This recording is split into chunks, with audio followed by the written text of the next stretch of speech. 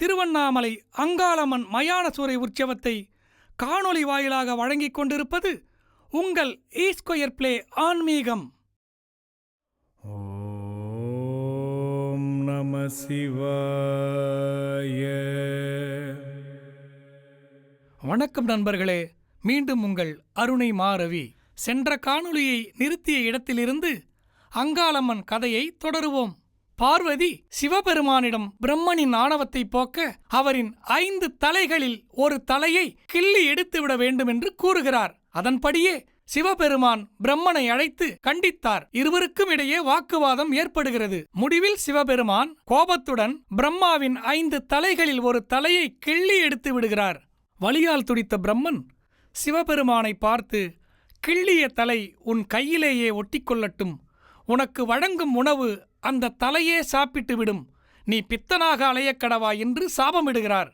தன் கணவரின் இந்த நிலைக்கு காரணமான பார்வதியை பார்த்து, நீ உன் அழகை இழந்து வயதான கிழவியாய் மாறி கொக்கிரகை தலையில் சூடி கந்தலாடையை அணிந்து அலைந்து திரிவாய் என்று சரஸ்வதி சாபம் விடுகிறார். வணக்கண்ணா. வணக்கம். இது எத்தனை பழம் நான் குத்திருக்கீங்க? இது வந்து நான் வந்து 350 பழம் குத்திருக்கேன். 350 பழம். எத்தனை வருஷமா குத்திட்டு இருக்கீங்க? நான் வந்து ஒரு 5 வயசுல குத்தி நிக்கிறேன். என்ன காரணம் நான் பழம் குத்தி? எந்த காரணம் கேட்டா, என் கூட பண்ண வந்து என் அக்கா வந்து 4 அக்கா. அதனால வந்து எனக்கு ஆம்பளை பிள்ளை எங்கள் அப்பா வந்து சின்ன வயசுல வந்து அங்காளம்மன் கோயிலில் வந்து வேண்டினாரு. வேண்டின பிறகு எனக்கு பையன் ஆம்பளை பிள்ளை வந்துச்சுன்னா அந்த குழந்தைக்கு 5 வயசு வரைக்கும் நான் குத்தின்னு வரேன். எனக்கு ஆம்பளை பிள்ளை பிறந்தா 5 வயசு வரைக்கும் நான் குத்துறேன். 5 வயசு மேலே என் ஆம்பளை பிள்ளை குத்தணும்னு சொல்லி பிறத்தினேன். கடவுள் பண்ணதில் நான் பிறந்தேன்.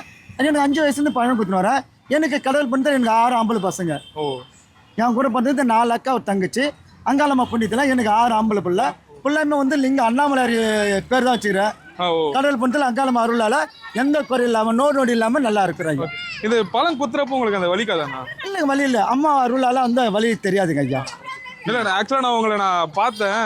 பழம் வந்து ஃபுல்லாக கொடுத்து பின்னாடி டிசைனில் மாதிரி கொடுத்துருந்தீங்கன்னு நினைக்கிறேன். ஆமாம், அது திருப்பி காட்ட முடியுமா? டிசைனுங்களா ஐயா? இந்த டிசைன் ஏன்னு கேட்டாக்கா, எனக்கு வந்து ஹார்ட் ப்ராப்ளம், நெஞ்சு வலி. அதெல்லாம் நான் வந்து பிரார்த்தனைக்காக இப்போ நான் வந்து அந்த நெஞ்சு எனக்கு வரக்கூடாதுன்னு சொல்லிட்டு ஹார்ட் நான் வந்து போட்டுக்கிறேன் ஐயா. எனக்கு 2 டைம் ஆஞ்சா பண்ணியிருக்கிறேங்க நெஞ்சு வலி. அதனால் நெஞ்சு வலி அம்மா அருளால் நெஞ்சு எனக்கு வரக்கூடாது. அதனால் வந்து இந்த ஹார்ட் வந்து பின்னால் முதல்ல ஏற்றிக்கிறேங்க. மீண்டும் உங்கள் அருணை மாரவி.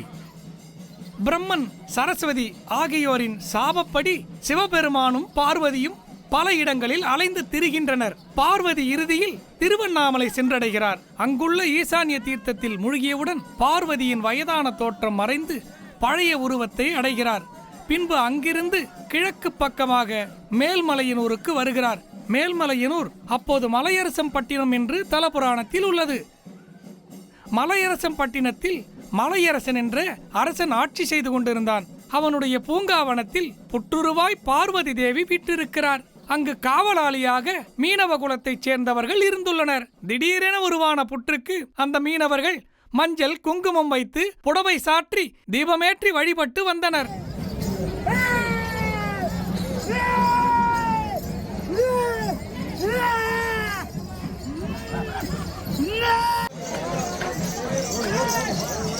இந்த செய்தி மன்னனின் காதுகளுக்கு எட்டுகிறது.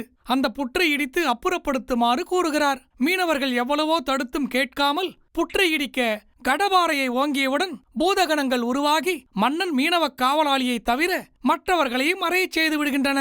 இதனால் அதிர்ச்சியடைந்த மலையரசன் தன் தவறை மன்னிக்குமாறு அந்த புற்றின் கீழ் மண்டியிட்டு வணங்கினான். அதிலிருந்து பூங்காவனத்தம்மனாக பார்வதி தோன்றி, ஈசனின் சாபத்தை போக்கவே நான் இங்கு வந்து இருக்கிறேன், என்னை நம்பி வணங்குவோருக்கு வேண்டிய வரங்களை அளிப்பேன் என்று கூறி மன்னனுக்கு ஆசி வழங்கி மறைத்தார்.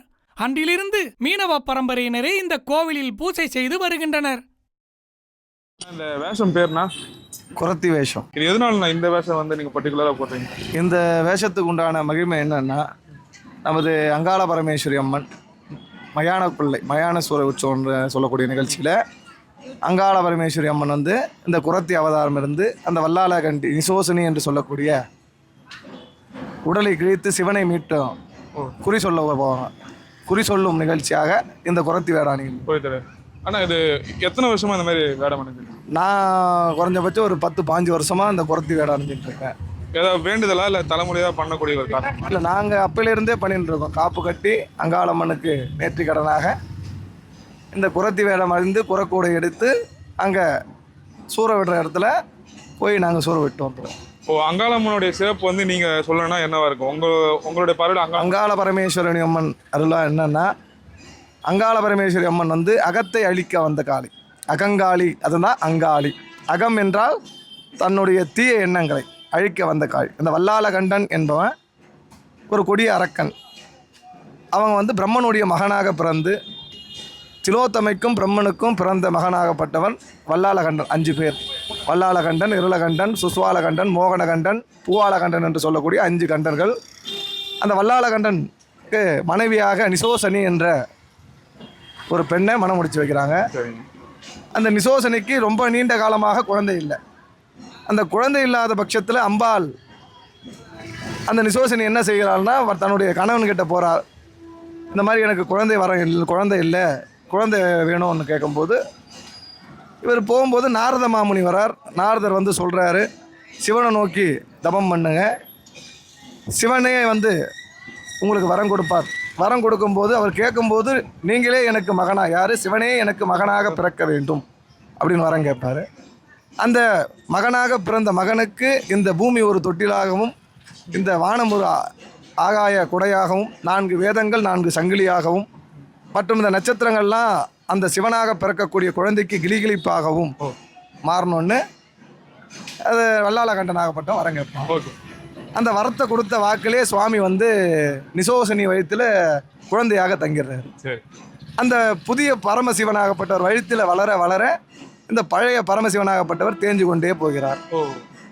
தன்னுடைய மனைவி பார்வதியாகப்பட்டவள், ஐயோ நமது கணவனாக இப்படி போறாரே, அதனால தன்னுடைய அண்ணன் என்று சொல்லக்கூடிய மாயவன் ஏழுமலையார மகாவிஷ்ணுவை வேண்டாரு.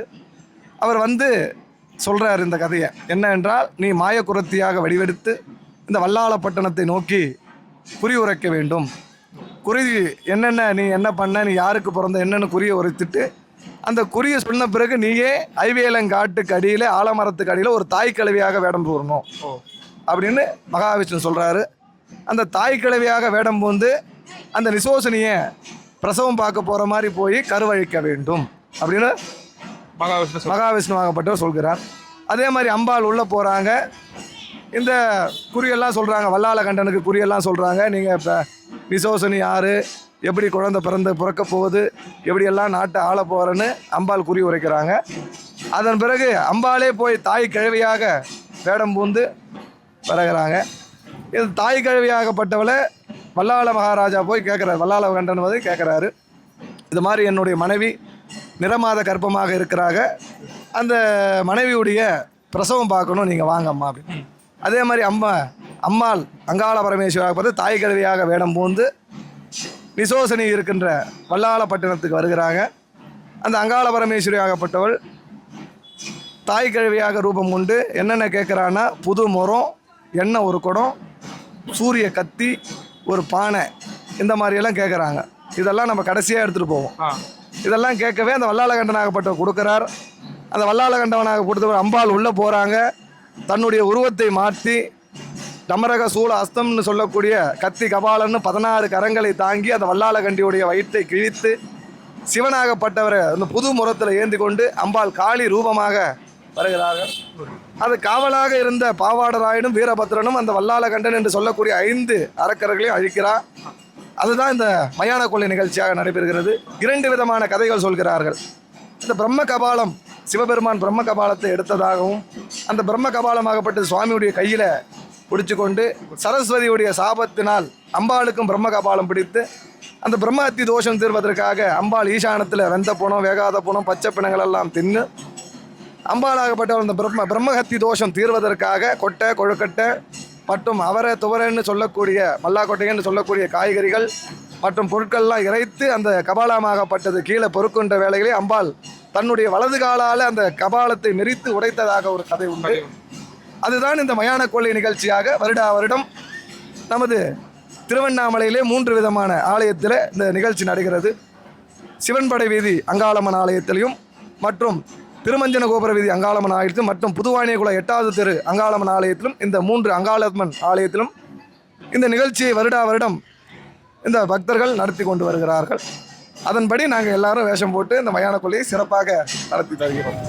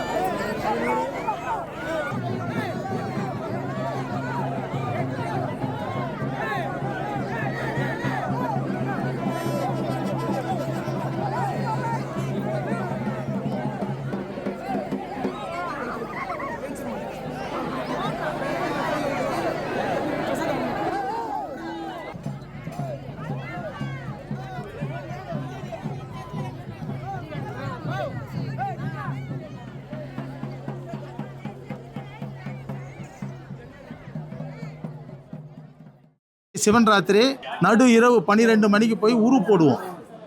அந்த உருவை போட்டுட்டு அதில் கண்ணுக்கு வந்து ஒரு முட்டை வைப்போம். அது ஒரு ஐதீகம்.